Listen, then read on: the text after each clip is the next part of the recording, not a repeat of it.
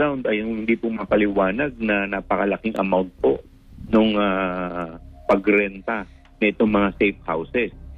Pangalawa po, yung pong isa pong issue sa DepEd, yung paggamit ng confidential fund, kung saan po tinatanggi po ng mga army na ito po ay na-download para po sa Youth Leadership Summit. So ang tanong po namin, saan po ba napunta itong mga pondo?